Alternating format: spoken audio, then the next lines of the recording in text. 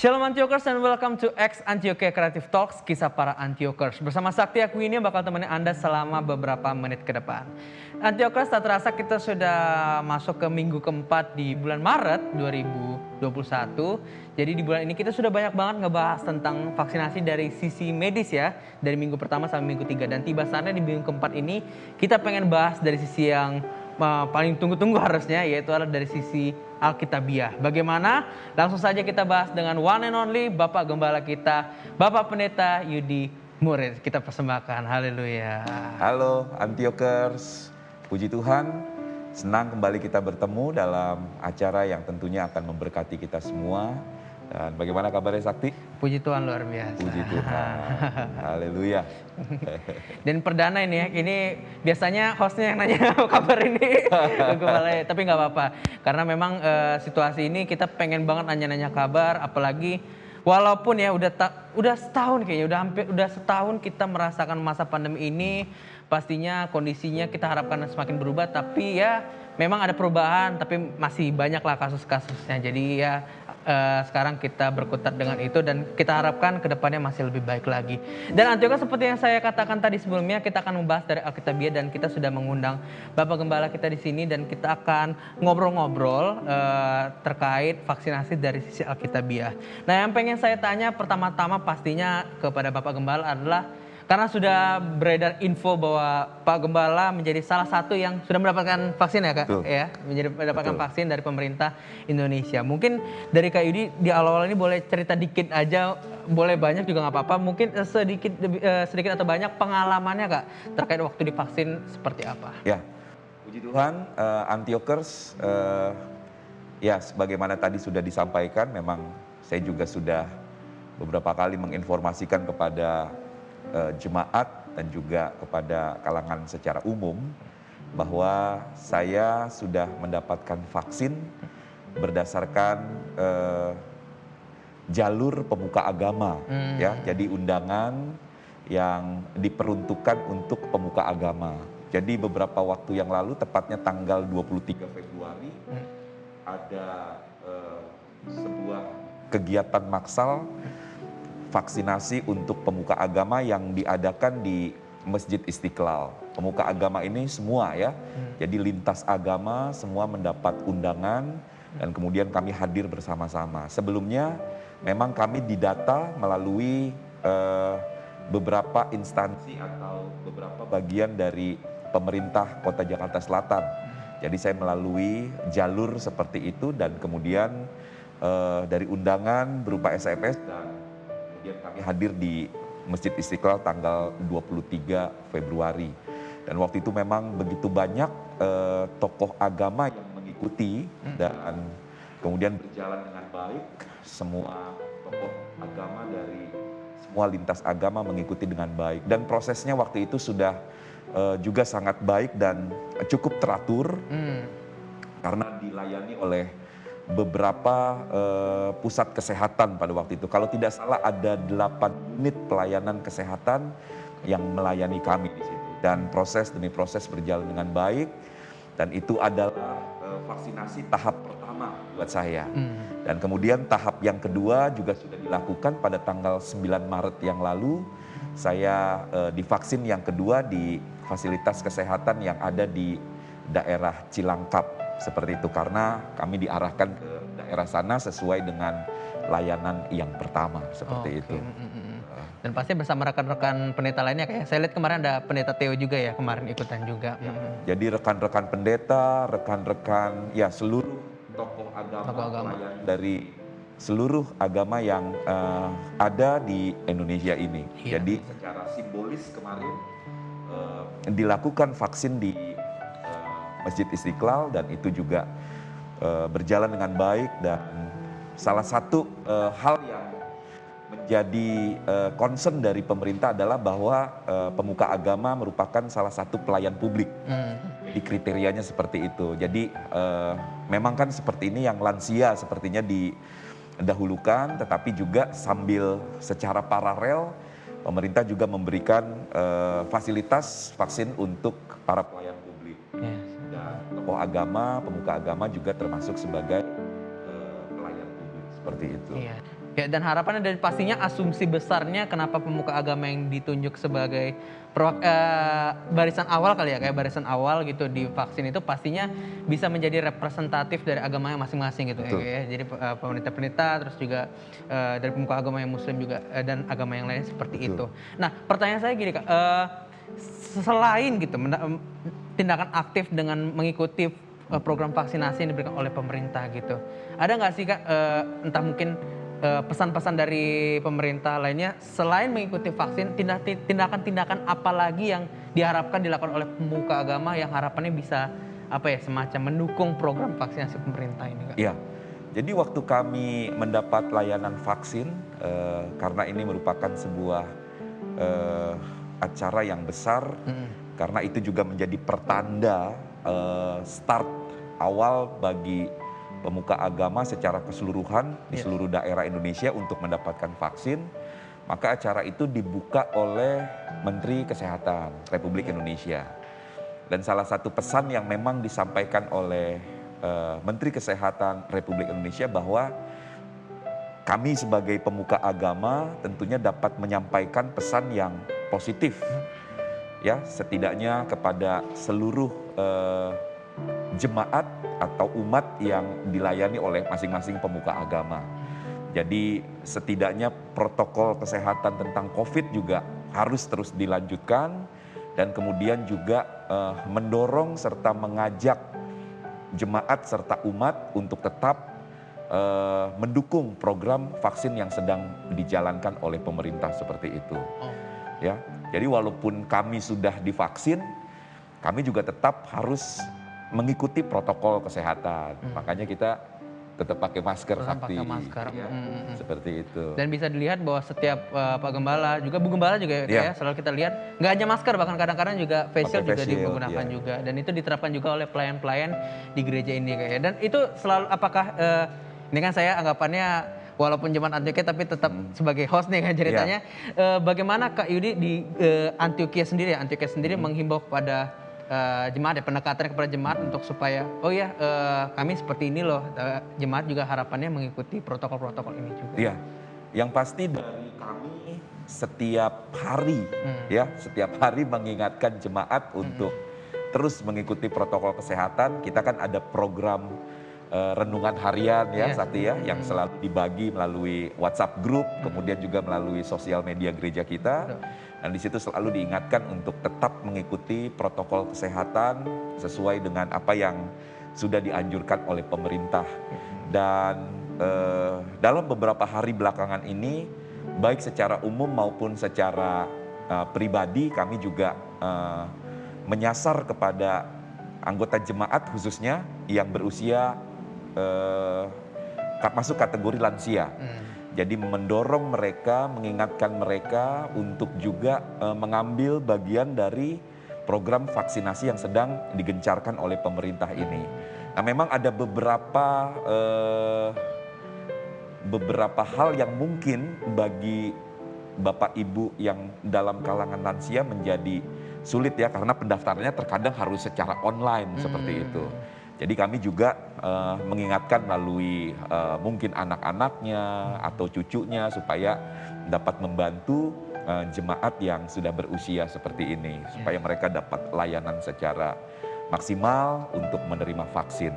Dan puji Tuhan dari data yang kami miliki dari kalangan lansia memang sudah cukup banyak yang menerima vaksin itu, dan harapannya ke depan juga ketika vaksin ini semakin terbuka untuk umum, dan juga saya mendorong untuk setiap jemaat, Antioquers semua atau siapapun yang menyaksikan acara ini juga boleh turut ambil bagian dalam vaksin seperti itu. Karena seperti yang udah kita dengar di minggu pertama dan minggu ketiga yang di bulan Maret ini, kita kan udah ngebahas tuh kayak tentang vaksinasi dan bagaimana bahwa vaksinasi sangat menguntungkan gitu, sangat memberikan keuntungan bagi kita. Salah satunya adalah lansia banyak tuh antusiasmenya kita lihat seperti itu. Cuman balik lagi gitu Kak, memang ada yang antusias gitu, tapi sebagian kecil ada yang juga yang seperti masih ragu-ragu atau takut-takut, dan pastinya ada salah satu yang melatar belakang ini adalah info-info viral yang suka beredar di masyarakat terkait kayak adalah banyak pastinya juga dari Pak Gembala juga tahu isu-isu yang berkaitan dengan akhir zaman itu. Iya. Dari Kak Yudi ada nggak sih cara pengen meluruskan info-info ini Iya. kepada jemaah seperti itu? Ya, terima kasih. Jadi memang bahwa beredar info-info yang ya katakanlah yang kurang lengkap datanya dan kemudian pada akhirnya kurang memberikan informasi, bahkan pada akhirnya cenderung menakut-nakuti seperti itu, dan saya juga melihat dan turut prihatin lah, katakan seperti itu. Jadi kalau kita mengikuti secara benar arahan Alkitab dan kemudian juga kita mengembalikan kepada firman Tuhan, ya pada hakikatnya vaksin ini merupakan juga bagian dari bentuk pengobatan, katakanlah seperti itu, metode untuk kemudian menyembuhkan orang. Nah, viral yang memang beredar itu biasanya berkaitan yang pertama dengan barcode. Iya. Ya, jadi barcode yang ada di botol vaksin itu, jadi vaksinnya itu punya seperti botol kecil ini, kurang lebih segini Sakti, jadi kurang lebih, saya kurang paham berapa isinya.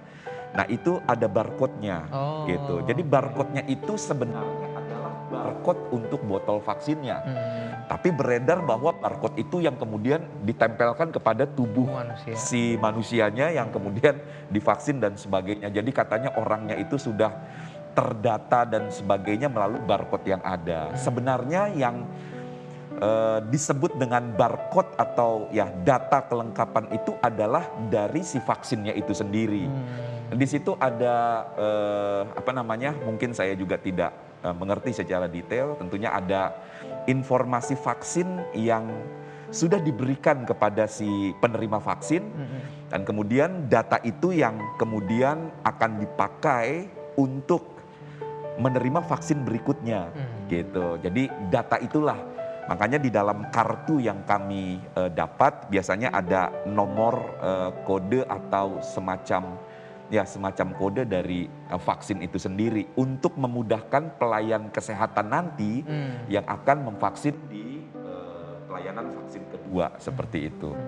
Jadi yang disebut dengan barcode-nya adalah vaksinnya yang mendapat barcode. Saya tidak mendapat barcode sama sekali, Bapak Ibu Saudara. Saya memang vaksin pada umumnya seperti yang minggu lalu Dr. Hetty informasikan kan, ada vaksin campak, rubella dan sebagainya, sama seperti itu keberadaannya. Jadi kita lagi dalam masa pandemi ini, kemudian juga metode katakanlah penanganan pencegahan yang sedang dikembangkan oleh pemerintah kita dan juga secara global, secara universal memang dilakukan vaksinasi seperti itu. Mungkin nanti tahapan-tahapan berikutnya ketika penelitian sudah semakin baik dan menyempurnakan proses yang di awal ini, mungkin juga nanti ada tahapan selanjutnya dalam proses pencegahan, penanganan, pengobatan dan sebagainya seperti itu. Jadi tentang barcode yang menjadi viral. Dan kemudian ada lagi Sakti yang lebih katakanlah dalam tanda kutip itu lebih horor lah katakan. Nah, itu katanya adalah tentang diisinya tubuh kita dengan microchip.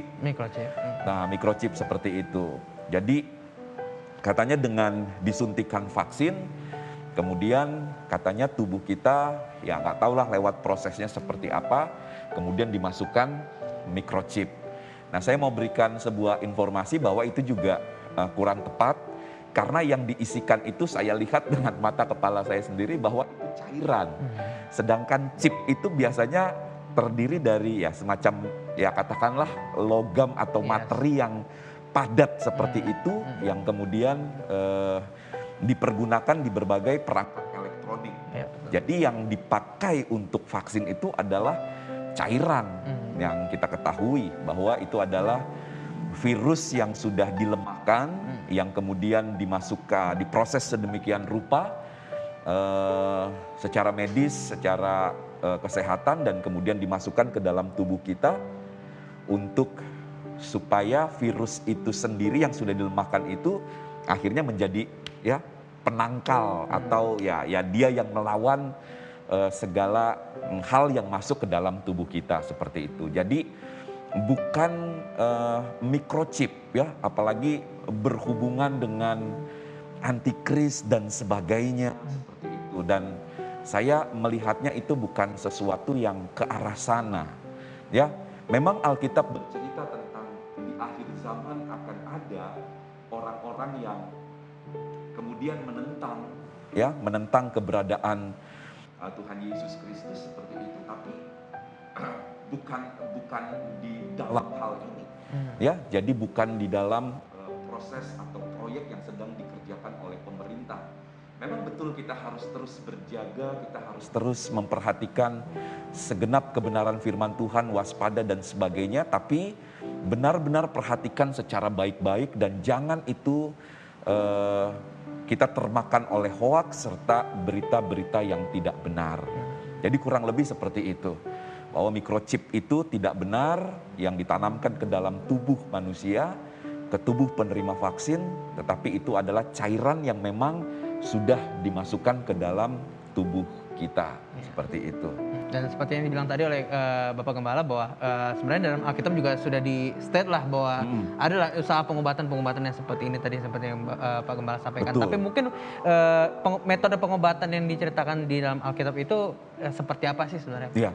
Jadi sepanjang sejarah Alkitab pun sebenarnya ya Alkitab juga merupakan katakanlah sebuah buku yang memuat catatan sejarah tentang perjalanan manusia kan dari masa ke masa.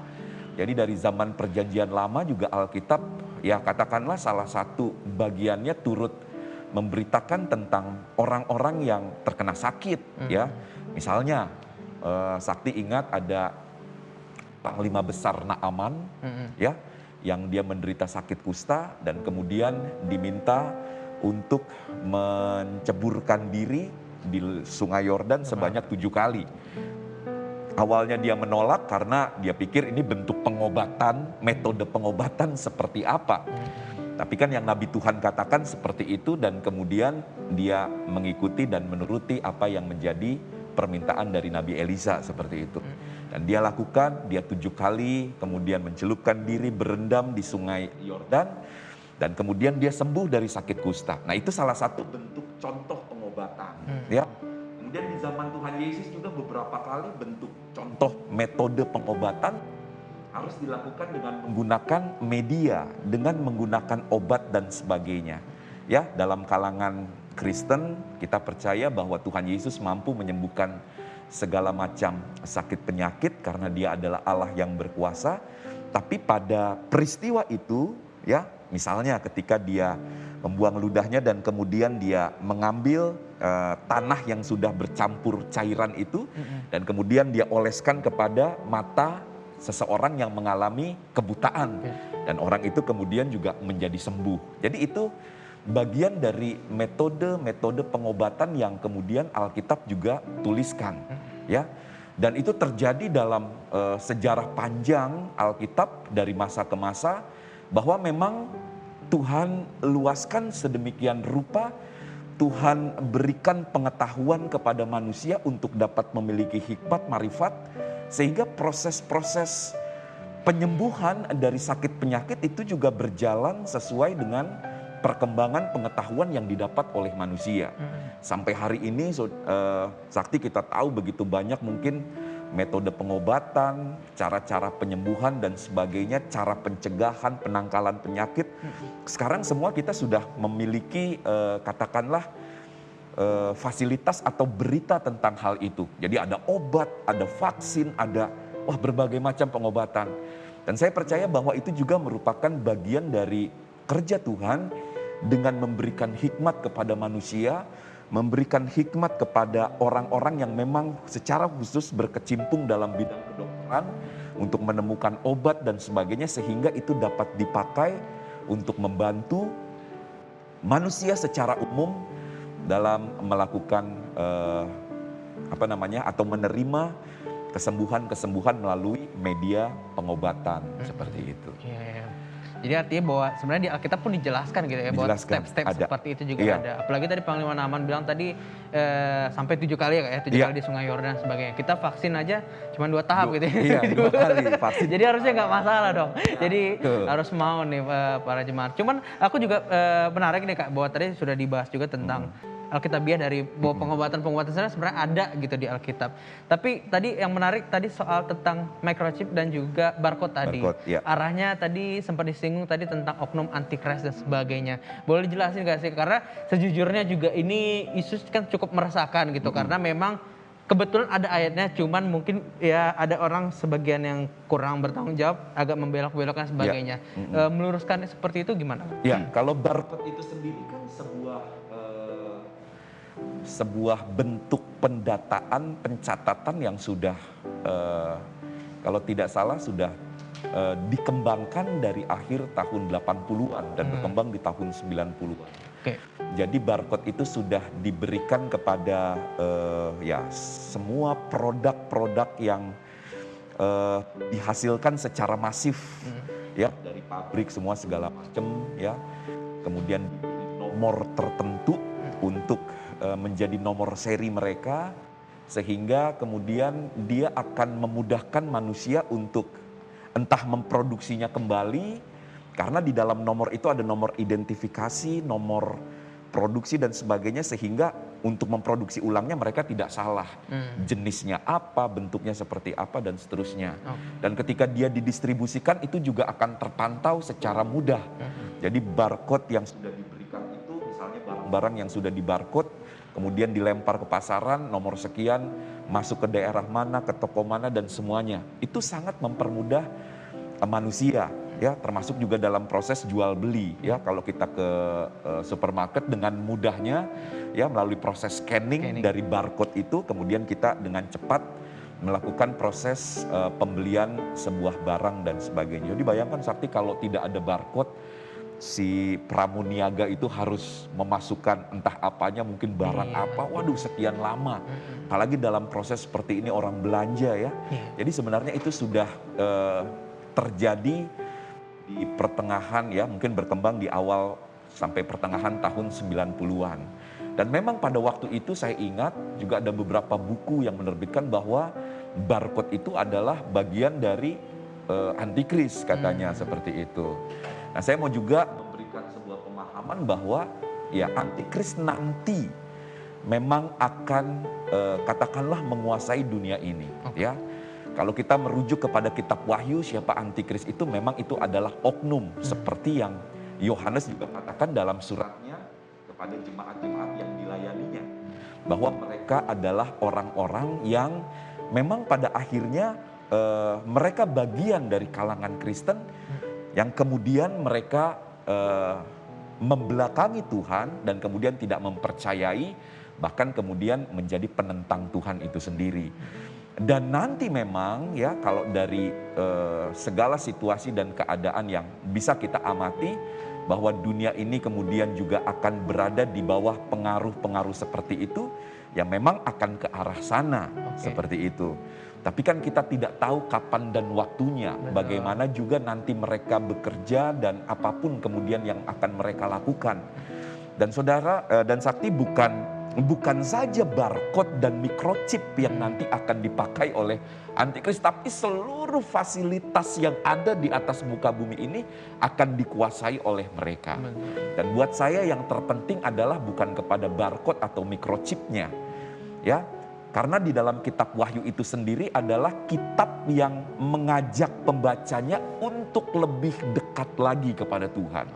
Jadi melalui kesempatan ini juga jangan kita kemudian lebih memikirkan si antikrisnya itu dan segala daya upayanya untuk menguasai dunia. Tapi pikirkanlah bagaimana kita bisa semakin dekat dengan Tuhan, semakin setia dengan Tuhan, seperti gambaran jemaat atau tulisan yang disampaikan oleh Rasul Yohanes di dalam kitab Wahyu itu. Dia mengajak jemaat walaupun dengan segala keadaan, dengan segala kesulitan yang ada, mereka boleh semakin dekat dengan Tuhan. Seperti itu. Nah itu berkenaan dengan barcode dan sedikit saya tambahkan juga tentang microchip itu berkenaan juga dengan tulisan Wahyu bahwa akan ada tanda katanya di lengan dan kemudian di dahi dan tandanya itu adalah tanda 666. Jadi 6-nya itu 3 kali. 666 merupakan tanda manusia. Seperti itu. Nah apakah tanda yang diberikan itu juga menjadi tanda yang identik dengan microchip dan sebagainya, kita juga masih menunggu. Betul. Dan sebagainya. Tapi kalau dari proses vaksin kan ditaruhnya di sini. Ya, kalau di lengan sebelah mana ya? Mungkin seperti itu. Atau di dahi, saya tidak disuntik di dahi, tapi di bagian sini. Jadi adalah lebih baik kita semakin mendekatkan diri kepada Tuhan dan benar-benar belajar kebenaran firman Tuhan daripada kita mereka-reka untuk segala sesuatu yang dilemparkan oleh orang yang juga tidak bertanggung jawab terhadap hal-hal yang berkenaan dengan teologis mereka. Seperti itu, Sakti.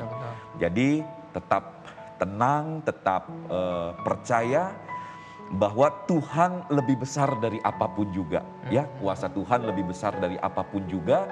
Dan sanggup untuk melindungi umat jemaatnya dari berbagai situasi dan keadaan apapun. Seperti itu, Sakti. Berarti nggak harus ini ya kayak maksudnya ya tadi memang microchip dan juga barcode menjadi dua hal yang sering dikaitkan dengan antikris tadi. Tapi tadi ada yang menarik nih. Bisa jadi nanti pada akhirnya antikris itu akan memakai semua perangkat, semua media, semua ini gitu. Semua media itu contoh-contohnya misalnya apa lagi deh, Kak? Jadi gini, jadi jangan hanya kita berkutat dengan microchip, barcode yang kemudian dihubungkan dengan angka yang diletakkan di tangan dan di dahi. Sebenarnya nanti segala hal itu memang akan dipakai oleh antikris dan dikuasai oleh dia. Segala hal ini biasanya yang berkenaan dengan hal-hal yang sangat penting dan berguna dalam kehidupan umat manusia pada umumnya. Ya, jadi ya sebenarnya kalau bicara tentang chip, microchip, semua perangkat kita semua sekarang sudah mempergunakan chip. Handphone kita semua sudah mempergunakan chip. Kayak gitu. Sekarang apa yang tidak tidak mempergunakan model seperti itu, ATM, kartu kredit, bahkan KTP juga semua. Ya, ada nomor identifikasi ya yang berbasis mungkin barcode ya, secara teknis saya kurang jelas, tapi ada nomor identifikasi yang ada. Handphone kita ada nomor identifikasinya, semua ya yang berkenaan dengan penomoran seperti itu. Jadi dalam pemikiran saya bahwa semuanya nanti pun akan dikuasai oleh antikris, khususnya memang yang akan begitu berguna untuk menunjang kehidupan manusia. Ya, jadi seperti itu mungkin nanti yang disebut dengan fasilitas dan apapun. Dan kalau kita menyebut antikris, orang yang memang kemudian juga memiliki track record untuk kemudian membelakangi Tuhan, bersifat memberontak kepada otoritas Allah yang kita kenal dalam iman Kristen sebagai Tuhan Yesus Kristus. Jangankan microchip, bahwa ajaran Alkitab pun mereka kuasai dan kemudian mereka putar balikan seperti itu. Mereka akan pergunakan itu dan sebagainya. Jadi akan lebih berkembang lagi, Sakti. Tapi ingat, saya kunci bahwa kalau kita melihat Alkitab, khususnya di dalam kitab Wahyu, bahwa kitab Wahyu itu mengajarkan jemaat untuk semakin setia, untuk semakin dekat, sekalipun keberadaannya akan semakin sulit dan sulit serta sulit di waktu-waktu yang akan datang berkenaan dengan akhir zaman, seperti itu. Jadi jangan berfokus kepada antikrisnya, berfokus kepada Tuhan dan berfokus kepada pembangunan iman percaya kita untuk semakin setia kepada Tuhan, seperti itu. Dan harapan semoga saya bisa mewakili orang IT ya, kayak karena setahu memang antikris itu cukup ide kayak memang arahnya akan ke elektronik dan sebagainya, tapi bahkan ajaran Alkitab juga bakal bisa dikuasai gitu. Maksud saya gini, maksudnya kayak chip dan sebagainya, mainannya itu kan sebenarnya dalamnya ada sebuah sistem lah, itu akan terhubung dengan sistem, berhubung dengan database. Jadi memang sekarang ini arahnya ke situ untuk memudahkan. Betul. Gitu. Tapi ya balik lagi bahwa kalau ditanya apakah ada kandungan microchip dan sebagainya, jawabannya sudah pasti seperti yang medis dan juga non medis juga sudah kita katakan tidak ada. Tapi untuk yang dari Pak Gembala ngobrol yang tadi barusan itu segi ketakutannya bahwa pada akhirnya semuanya akan menjadi seperti itu, karena antikris ya pada akhirnya tidak bisa dihindari gitu kayak ya.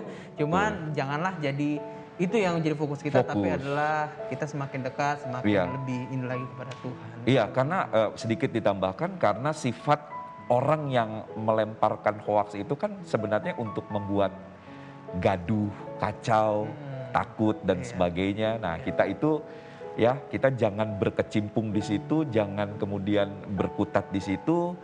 Benar-benar kita harus melihat berita itu dengan kondisi yang berimbang, kondisi yang benar ya. Dalami baik-baik, pertimbangkan ya, bandingkan dengan hal-hal yang lain dan sebagainya. Jadi jangan kita termakan hoaks seperti itu.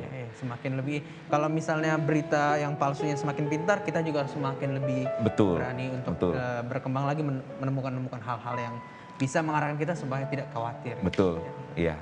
Baiklah, luar biasa, kita sudah dapat ya. Jadi sebenarnya ini Pak Gembala ini mungkin karena backgroundnya juga di gereja ngurusin hal teknis juga. Jadi kayaknya ngebahas antara antikris dan juga ngobrol tentang mikrofon sebagainya jadi nyambung. Tapi yaitu pada intinya adalah topik hari ini sepertinya mengajar kita bahwa vaksinasi ini memang tujuannya untuk bisa menghindarkan kita dari penyakit corona ini, COVID-19 ini, tapi juga karena kebetulan isu ini juga berkembang, isu-isu dan sebagainya, jadi kita harus semakin hati-hati juga, semakin lebih cerdas lagi ya, lebih bijak lagi dalam mencari informasi-informasi, kurang lebih seperti itu. Baiklah Pak Gembala, kita sudah masuk ke sesi akhir dan pastinya jemaat juga dan Antiochers sudah banyak menemukan hal-hal yang menarik seputar vaksinasi yang ditelisik secara alkitabiah ini. Tapi mungkin dari Bapak Gembala, seperti biasa kita akan kasih closing statement, apa yang ingin disampaikan ke Antiochers terkait vaksinasi ini, maybe ingin mengajak ke jemaat atau mungkin ada hal-hal yang ingin ditambahkan, saya persilahkan. Ya, baik Antiochers, di bagian terakhir ini kembali saya ingatkan bahwa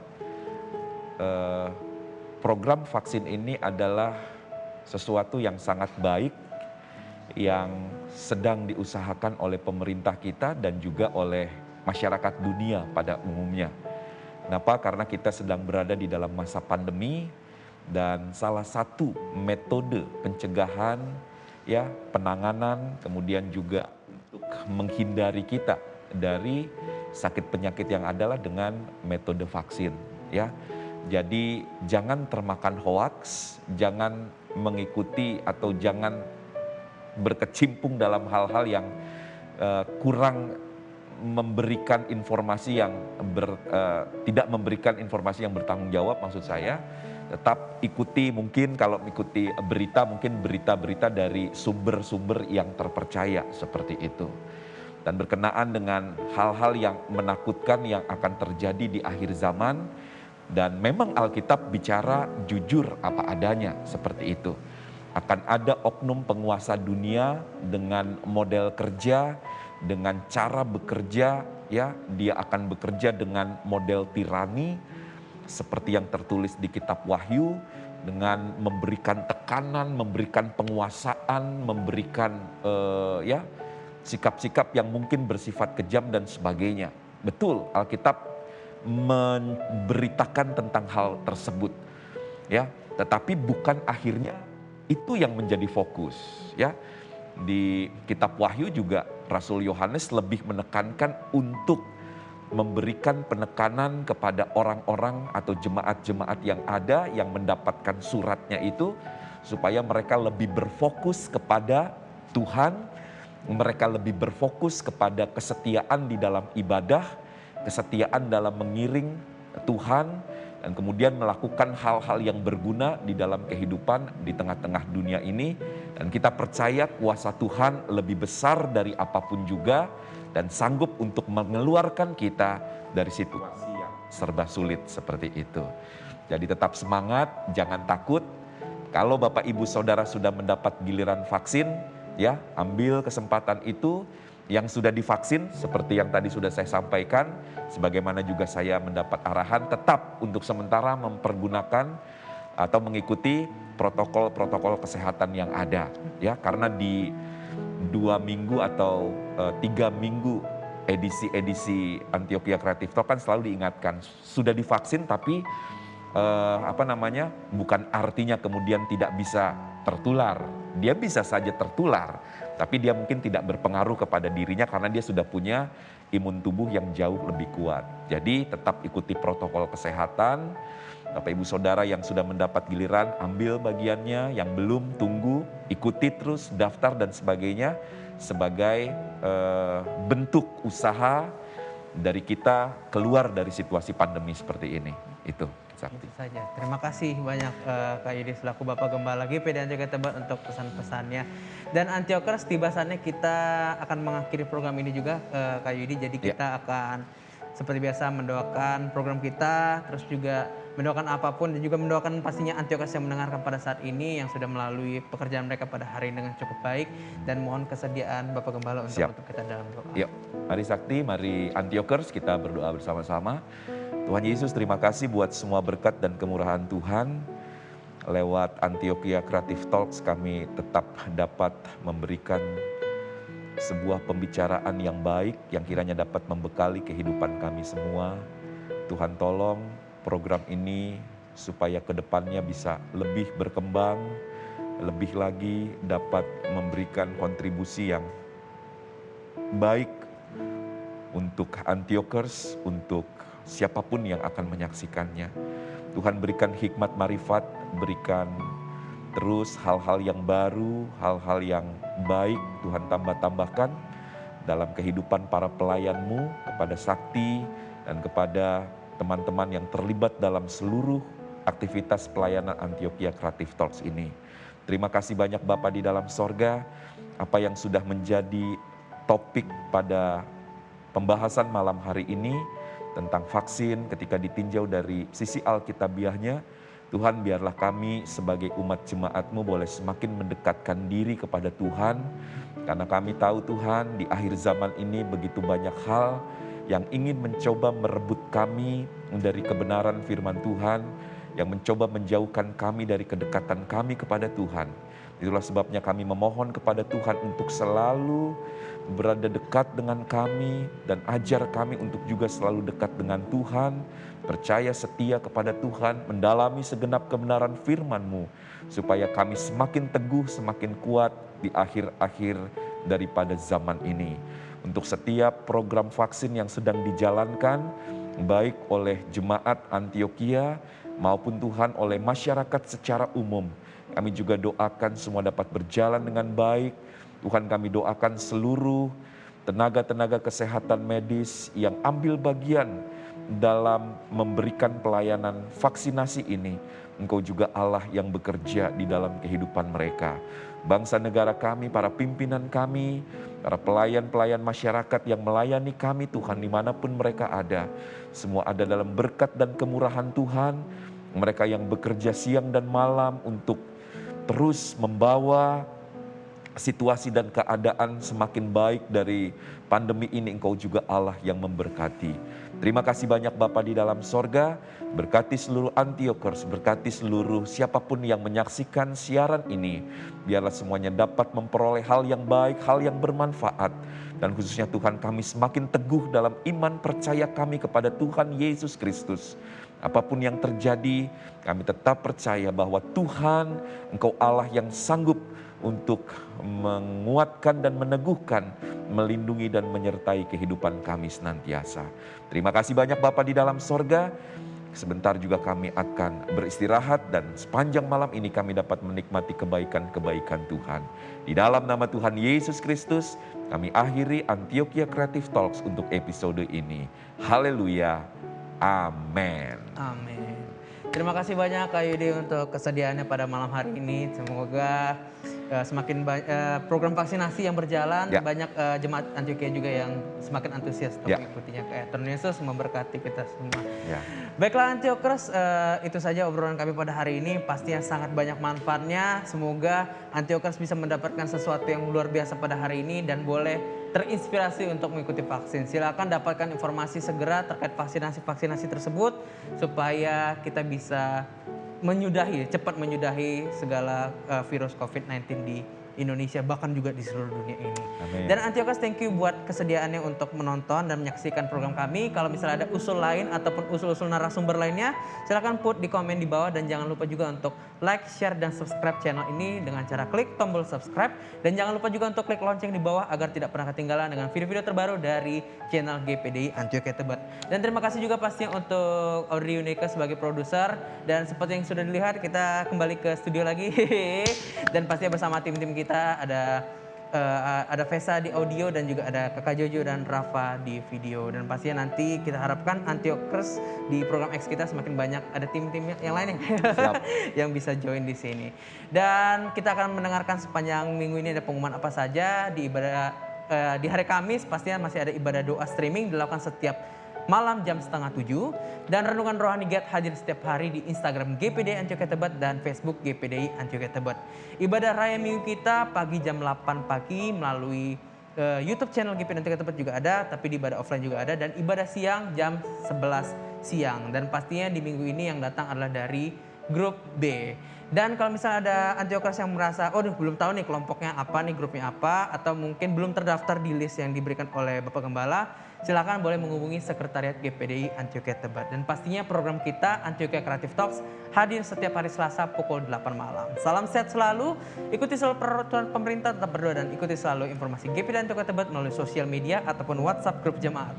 Kalau gitu, Sakti aku ini signing out. Thank you so much for listening. God bless you all and bye-bye.